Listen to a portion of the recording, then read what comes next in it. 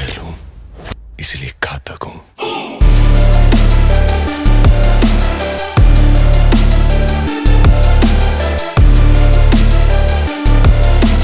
You saw all the violence in the trailers of Dhurandhar? Trust me when I say that it is nothing in comparison to how much violence this movie actually has. There was a lot of controversy going on around this movie, with some even claiming that Dhurandhar was based on the real life story of the now martyred Major Mohit Sharma of the Indian SF. Major Mohit Sharma's parents had even approached a court recently to put a stay on the movie. But movie देखने के बाद, I can safely tell you guys that this movie has nothing to do with the life and times of Major Mohit Sharma. See, Dhurandhar belongs to the genre of revisionist cinema. Revisionist cinema वो genre है जिसमें कि film maker कुछ real life incidents या real life लोगों को लेके उसके अराउंड एक फिक्टिशियस स्टोरी बनता है, just like what Tarantino did with his film Inglourious Basterds या फिर Once Upon a Time in Hollywood.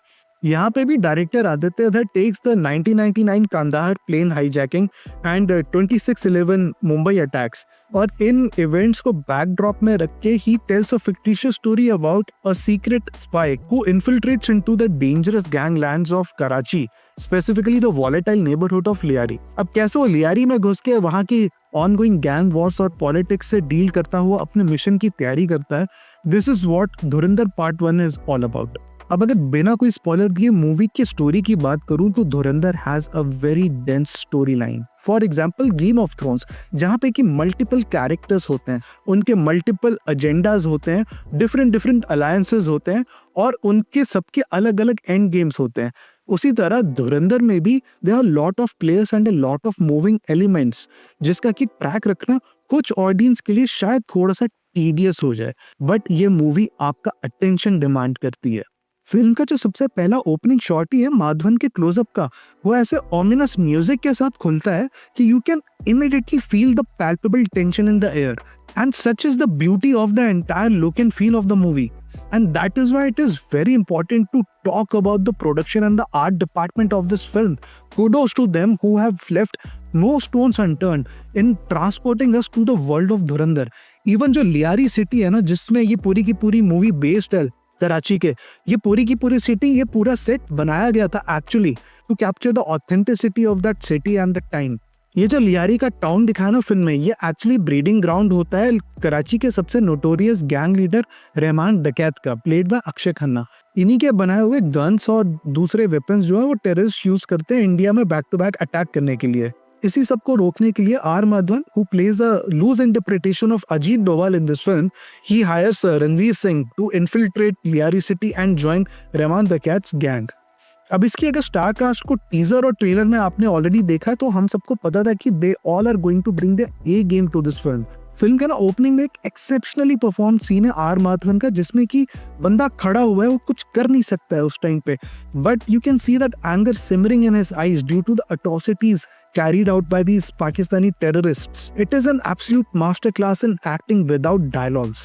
Rampal is absolutely menacing in this movie, but I think उनका रोल आगे और भी expand होगा पार्ट 2 में जाके। अक्षय खन्ना as रहमान डकैत has his aura throughout the film, but it is Sanjay Dutt who got absolute best entry scene in this movie. काफी खलनायक वाले वाइब्स है इस सीन में, जो शुरू होता है नॉर्मल डार्क ह्यूमर के साथ, but how the film makers integrate absolute violence into it is masterful. But for me the absolute standout performer in this movie has to be Rakesh Bedi, a stalwart actor जिनको कि इस type के role में I would have least expected. जो 90s के audience है वो इनको इनके legendary roles in shows like Shrimaan Shrimati से आराम से पहचान लेंगे। He plays an absolutely shrewd Pakistani politician who is absolutely hungry for power and control over the city of Karachi. It's a shining example once again of how when you give a serious role to a predominantly comic actor, they can outshine everyone and absolutely flourish in that role. The action choreography in this movie is absolutely raw. Hand to hand combat जो है ना इस film का, जो जैसे दिखाया है, बिल्कुल जैसे स्ट्रीट फाइट्स में, स्ट्रीट लेवल फाइट में जैसे लोग लड़ते हैं ना जानवरों की तरह, purely driven by the animal instinct, बिल्कुल वैसे ही कैप्चर किया मेकर्स ने। कोई भी फाइट सीक्वेंस देख के ऐसे नहीं लगेगा कि यार ये तो बहुत ज्यादा वेल कोरियोग्राफ्ड या फिर बहुत ज्यादा रिहर्स्ड लग रहा है या नकली लग रहा है। And that is what I think makes this movie naturally so violent. Even in सारे कैरेक्टर्स की फिजिकलिटी भी इतनी रॉ है कि it's one of the most immersive Hindi movie experiences for me in a long time. अब अगर इस film के नेगेटिव्स की बात करूँ ना, जो इन कंपैरिजन इसके पॉजिटिव से बहुत कम है, तो यार मैं ये डेफिनेटली बोलूँगा कि अक्षय खन्ना की ना ऑरा फार्मिंग तो बहुत हुई है इस फिल्म में, बट एक्चुअली जो ट्रेलर्स देख के लग रहा था ना कि this guy will be so wicked and he would be the devil personified, ऐसा कुछ भी नहीं है. In actuality, I think the writing department lets him down, because of which he is mostly left with posturing or reacting to situations. Film देख के comment section में बताना कि तुम्हें भी ऐसे ही लगा है अक्षय खन्ना के कैरेक्टर के बारे में. एक और प्रॉब्लम जो मुझे लगी ना, बहुत ही ऑब्वियस थी, जो कि लोग पहले से ही बात कर रहे थे, is the age gap between Ranveer Singh and सारा अर्जुन.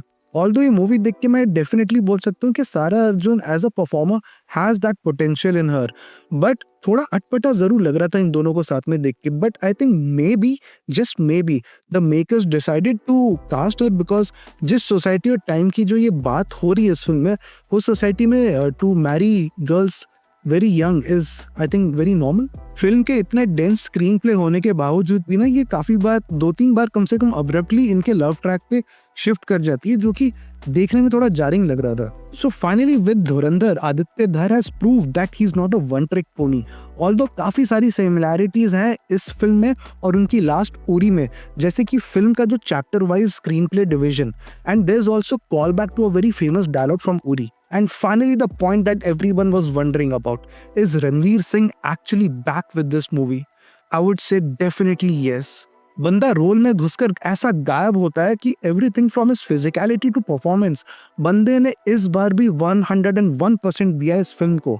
रणवीर सिंह का जो कोविड के बाद एक खराब पैच वाला टाइम अभी तक कंटिन्यू हो रहा था ना, Dhurandhar is finally the movie that has the scale and promise of doing justice to his potential and finally bring him back to his glory days. It's 3 hours and 34 minutes long without a single dull moment in the entire screenplay. Film का जो next part का भी जो setup किया ना towards the end, makers ने बहुत दिमाग लगा के किया है, which actually keeps you excited for the next part which is coming in March of 2026. So I watched this movie in a PXL screen and मैं यही बोलूँगा कि यार मूवी का जो ओवरऑल फील है, जो स्केल है ना, इसको एंजॉय करने के लिए you need to book the biggest screen possible. और हाँ, फिल्म का जो फर्स्ट 1 आवर है ना, वो काफ़ी इन्फॉर्मेशन डेंस है, तो इस पार्ट को खासकर ध्यान से देखना पॉपकॉर्न साइड में रख के. सो भाई that was my review of this movie Dhurandhar. Biggest screen पे देखो, फैमिली के साथ जाना शायद थोड़ा अवॉइड कर सकते हो because it has a lot of blood and गोर और कहीं कहीं पे कुछ एक्सप्लिसिट लैंग्वेज भी है. और भाई जाते जाते please subscribe to my channel also. Last video चली बहुत, अभी भी चल रही है, बट सब्सक्राइबर आए नहीं उससे, and right now what I need more is the subscriber base. So please do help me out there. Until next video.